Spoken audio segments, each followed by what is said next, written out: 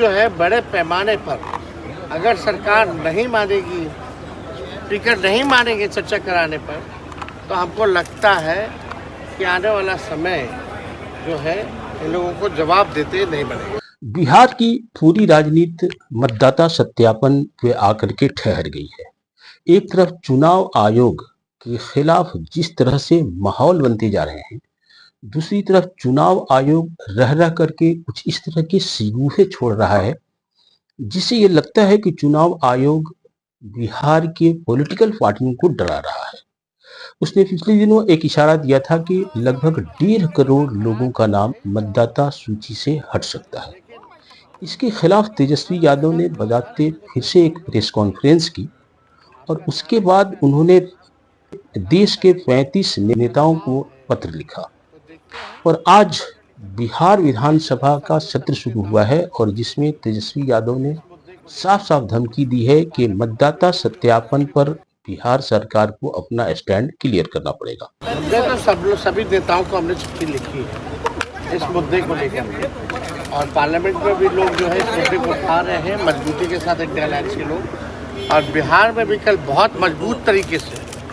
हम लोग जो है इस मुद्दे को उठाने जा रहे हैं और इस पे सरकार को किसी भी कीमत पर अध्यक्ष जी को चर्चा करानी ही पड़ेगी। आपको बताएं कि नीतीश कुमार ने आज तक लगभग 1 महीना होने जा रहा है इस विषय पे एक शब्द नहीं कहा। वैसे नीतीश कुमार तो कभी कुछ बोलते नहीं है। पिछले काफी दिनों से उन्होंने किसी भी पब्लिक इश्यूज पे डायरेक्ट तौर पे उन्होंने कुछ नहीं कहा है। लेकिन जिस तरह से तेजस्वी यादव ने धमकी दी है कि अगर सदन में इस विषय पे चर्चा नहीं हुई तो फिर इसका अंजाम बुरा होगा। उन्होंने कहा है कि कल हम लोग सदन में अध्यक्ष के सामने अपनी बात रखेंगे और उनसे कहेंगे कि वह इस इशू पे बहस कराएं। अगर इस इशू पे बहस होती है तो निश्चित तौर पर राज्य सरकार घिर जाएगी, क्योंकि जिस तरह से चुनाव आयोग इस विषय पे ट्रीट कर रहा है, बड़े पैमाने पे फर्जीवाड़ा हो रहा है। लोगों के जो फॉर्म है वो खुद ब खुद भर दिए जा रहे हैं, न दस्तखत लिए जा रहे हैं और न कुछ किया जा रहा है, कागजात तक नहीं लिए जा रहे हैं।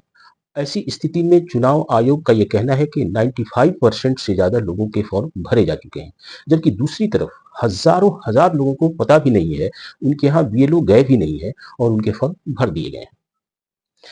अब इसका राजनीतिक मुद्दा ऐसे बन सकता है कि तेजस्वी यादव का ये कहना है कि इस पूरी प्रक्रिया में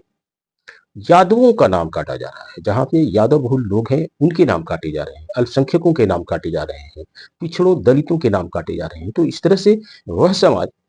जो महागठबंधन को सपोर्ट करता है उनके चुन चुन के नाम काट दिए जाएंगे, तो इससे भारतीय जनता पार्टी के लिए रास्ता आसान हो जाएगा। लेवल प्लेइंग फील्ड नहीं होगा तो फिर चुनाव का मतलब क्या होता है। तो यह एक बड़ा मुद्दा बनने जा रहा है और अब 2 चीजें देखने की है। एक तो ये कि जब 1 अगस्त से सूची जारी होगी, नई सूची, उसके बाद लोगों का नाम कितना रहता है नहीं रहता है, और दूसरा ये कि पॉलिटिकल इशू बन जाने के बाद भारतीय जनता पार्टी की जो मंशा है, जिस तरह से उसके ऊपर ये आरोप लगे कि महाराष्ट्र में बड़े पैमाने पे रातों रात कुछ लोगों के नाम जोड़ दिए गए, लगभग 30-40 लाख लोगों के, और भारतीय जनता पार्टी की वहां पे बड़ी आसानी से जीत हुई।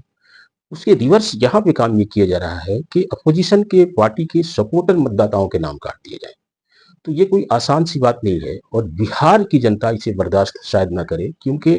जिस तरह से चक्का जाम किया गया था पिछले दिनों, तो एक तरह से अपोजिशन की पार्टियों ने इशारा दिया है कि हम ये चक्का जाम आंदोलन अनिश्चितकालीन भी कर सकते हैं। तो अब देखना यह है कि कल बिहार विधानसभा में इस पे चर्चा कैसे होती है और उधर लोकसभा का भी सत्र शुरू हो गया है, वहां भी इस तरह की आवाजें उठेंगी।